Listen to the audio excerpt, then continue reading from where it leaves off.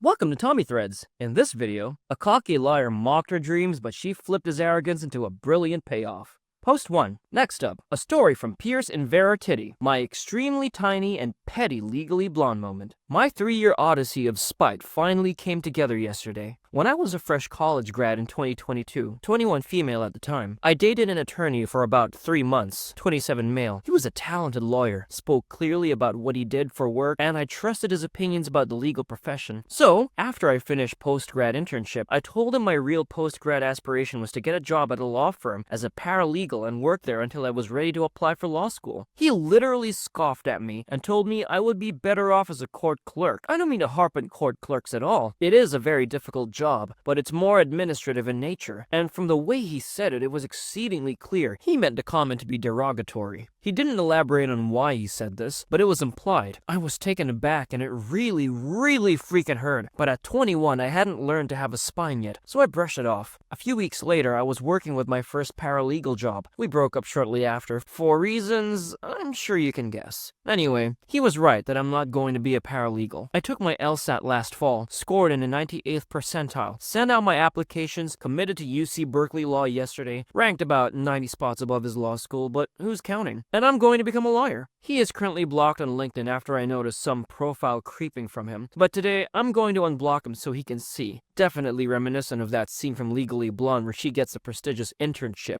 Remember those hours we spent in a hot tub on spring break? Well, this is so much better. Hey, there's nothing like a little motivation from spite to get you going.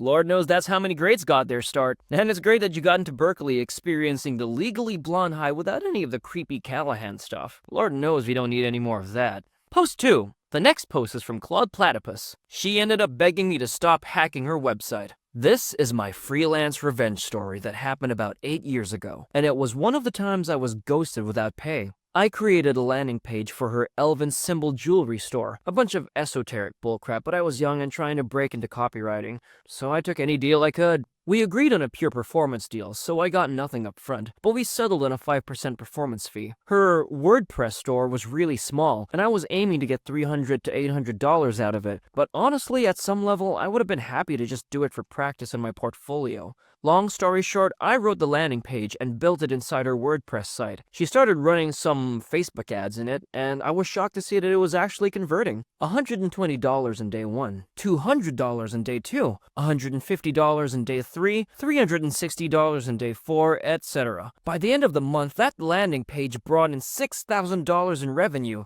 I honestly thought I struck gold. $300 in royalties in the first month? I was going to make bank on 2 days of work. Well, predictably, she disappeared the moment I mentioned first invoice. 3 months go by, nothing. No replies to emails, calls go unanswered. She's still running ads. I can see all the sales coming in because I still have access to her website. Then out of nowhere, I get a panic message. My site is down. Are you doing this? Please stop. Now, I had nothing to do with her store going down. Probably just her cheap hosting. But after being ghosted for months while she made thousands off my work, I knew this could be my one and only shot at getting paid. So I decided to play along. But I had to be careful. I couldn't just admit in writing that I'm the hacker and threaten her to pay up. What if she went to the police and showed them the messages? No, I knew I had to make her think I was, but not admit to anything at the same time. So I replied, "Sorry, I'm not going to talk to you until you pay me what you owe me." This turned out to be the perfect level of vague. I never said I hacked her site. I never threatened to keep it down. I just looked suspicious as heck. She immediately called me and asked me what I wanted. I told her I still have access to her website and Google Analytics. I can see what she made off the landing page, and that I wanted what we agreed on. 5% of sales from that landing page. It ended up being just shy of $1,500. She said she'll take care of it. We got off the call. I sent her the final invoice, and she wired the money immediately. She then messaged me with a payment confirmation from her bank and asked me to enable her website. It worked! I was shaking when I typed back this reply. "I had nothing to do with your website crashing. You should talk to your hosting provider." And never heard from her again.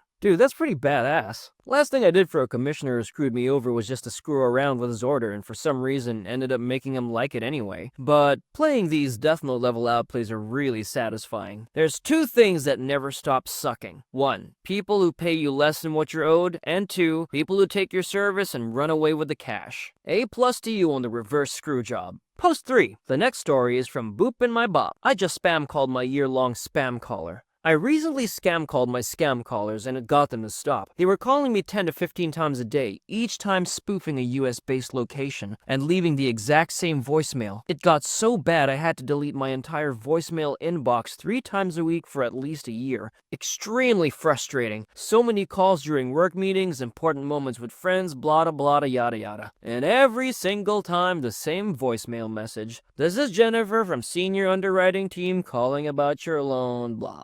I found a Reddit post about the specific scam, and in one of the comments someone claimed they scam called them back and it actually got them to stop. So I thought, what the heck, let me see if it works. I called, put myself on mute, and hung up after 5 to 10 seconds of them talking. I did this 266 times in 35 minutes. Each call went to the same number. I cycled through 20 to 30 different employees with accents ranging from Australian to Indian to Mid-Atlantic, and at least 3 different company names they claimed to be from, and a lot of different scripts. Sometimes they'd start one script and then mess up and jump to another. Other times they'd just say, "Hello?" The best was when they changed mid-script what company they were pretending to be from. Then sometimes they'd say, "Hello, Mr. Boop?" After about 150 calls, I started getting intermittently hung up immediately after the answer. That's when I knew I was getting to them. Then finally, at call 260, I reached a final boss. In a deep mob boss type voice, I hear, and I kid you not, "Mr. Boop, you gotta stop with these spam calls. I mean, seriously, you gotta have something better to do with your time." This happened Thursday, and I'm still riding the high. Man, you called 260 times? Why not just mute the guy? I'm pretty sure they can't find 200 different cell phone numbers to call you every single time, but still, I guess it was more about the petty payback than it was your convenience. But hey, that was pretty cool. At least you didn't roll up on your phone pretending to be your mom fresh from an accident. Freaking hate those guys. Post 4. Our next post is from Littlebird1991. Steal my seat about a crop dusting. I, 33 female, just got off a 7-hour cross-country flight, and I wanted to share this story before I go pass out. I was flying Southwest, so there was no assigned seats, and I was in the B boarding group. I went toward the back of the plane so I could get an aisle, since I'm fairly tall. It was a completely full flight, so I knew there would be someone sitting next to me. Enter Entitled Karen, EK. She had waited to check in, so she was at the back of C boarding group. She was upset because at first she couldn't find anywhere to put her massive roller bag, and the flight attendants were trying to get her to gate check it. Then she came to my row, and I thought, great, she's gonna take the middle seat. The following dialogue, to the best of my sleepy recollection, occurred. Move.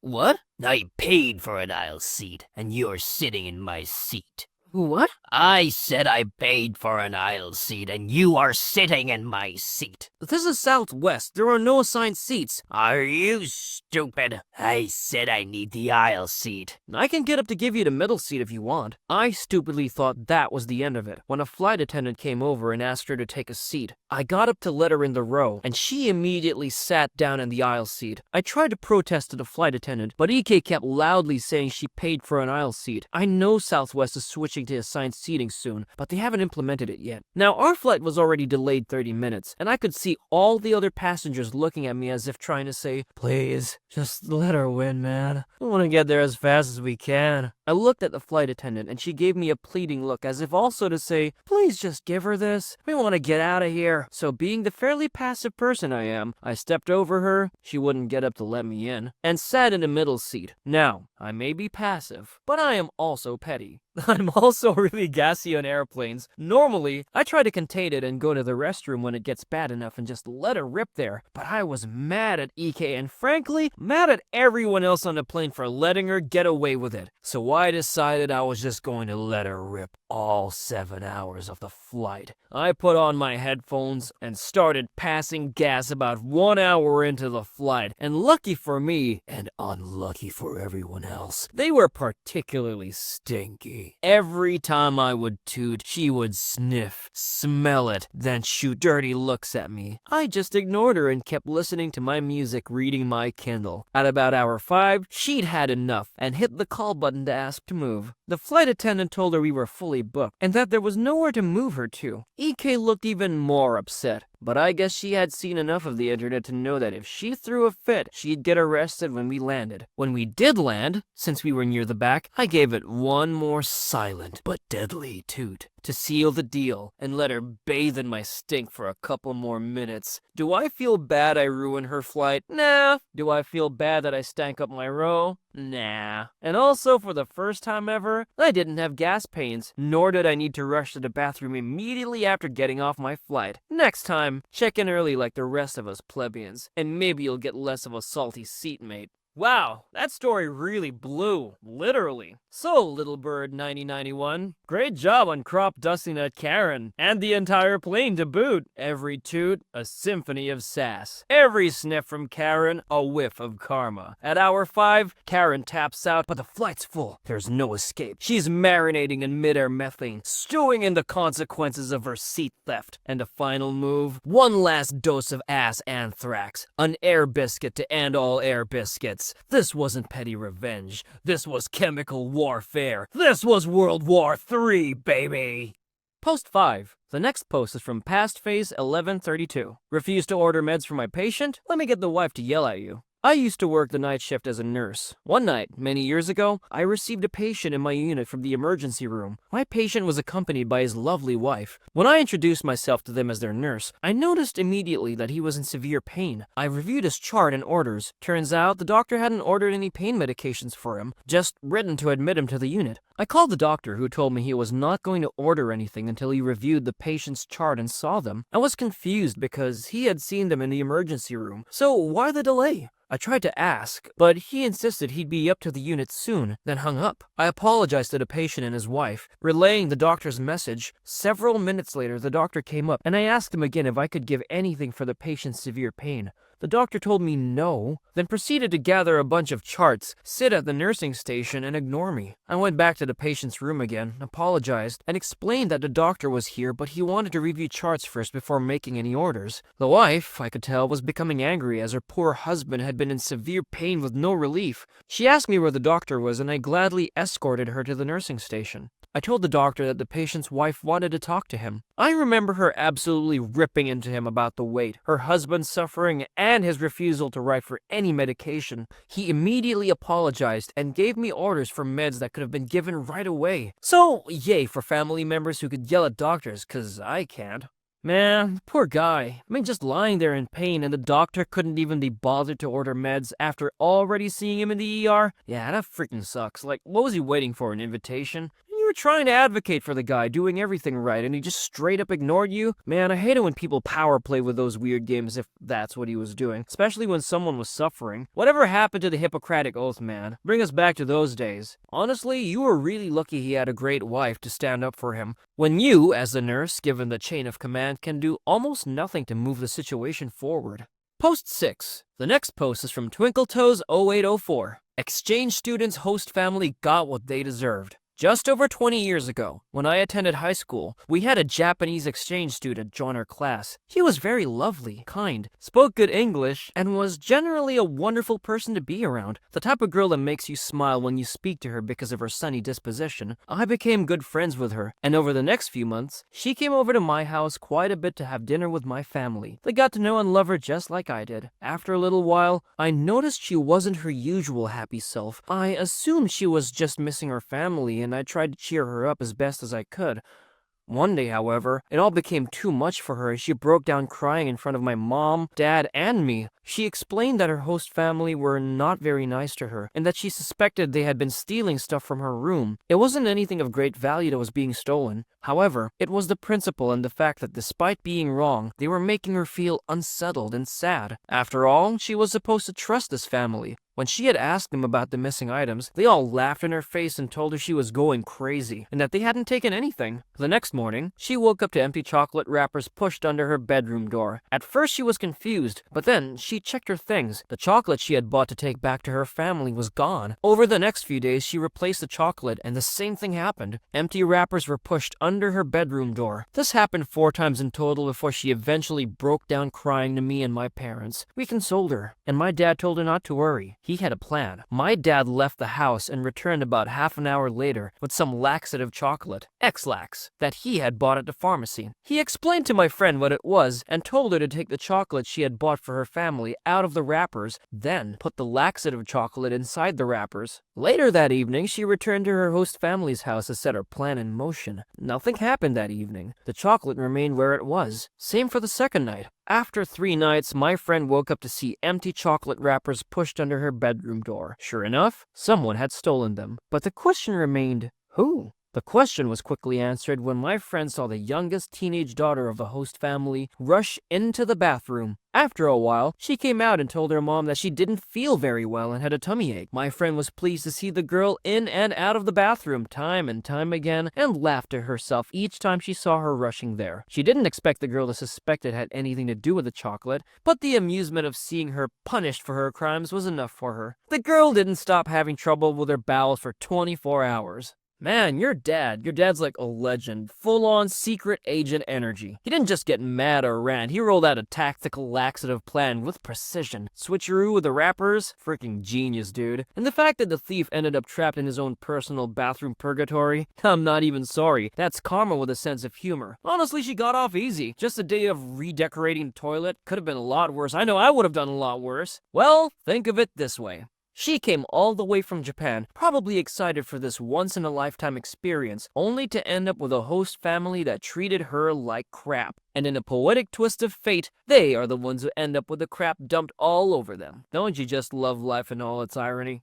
Post 7. Next up, a story from Boston's_punch. Local contractor cannot respect his community. His local community happily returns that disrespect. This past winter, my brother was at the local library for about 6 weeks, studying for an important exam, ship's officer. He goes there to rid himself of distractions like video games, and he says it helps him stay focused. He sits in the back of the library, which overlooks a small park with a little river. Beautiful view. There's a rotating group of nerdy guys, incel type, if I'm being less diplomatic, who hang out in this section all day, and my brother made casual friends with them. Well, there's a local contractor who comes by once or twice a day and takes business calls in the area. I guess he likes the view too. The trouble is, he doesn't do it quietly. My brother is trying to study, but keeps getting interrupted by this guy answering his phone loudly. Romano Construction, or hey, Mrs. Smith, Mike Romano Contractors. Names have been changed. My brother asked him to keep his voice down, and it worked for the first few times until Romano got tired of this kid bothering him. So my brother started asking the front desk to handle it, but they got tired of constantly dealing with it too. Romano would just quiet down until the librarian left. The nerdy guys told my brother, he's been doing it forever. We're used to it. Finally, my brother spent a whole week humbly and politely asking Romano to please lower his voice or take his calls into the lobby. He made it a point to be very polite and explained he was just trying to study. Romano, sensing weakness, doubled down with comments like, kid, go get back to your books. And, I told you before, I ain't got time for you. So, my brother set up his laptop to record all of this. After a week or so, he put together a 3 to 4 minute video of their exchanges and posted it in 6 different Facebook groups about our town. He made sure that the post was public so it could be shared. It was a hit. A couple hundred comments and dozens of shares. His poor wife got tagged in several posts, and people even posted the video to his company's Facebook page, though those posts were quickly deleted. Best of all, it came out that he'd also been booted from the local Dunkin' Donuts for the same kind of behavior. One of the Facebook groups,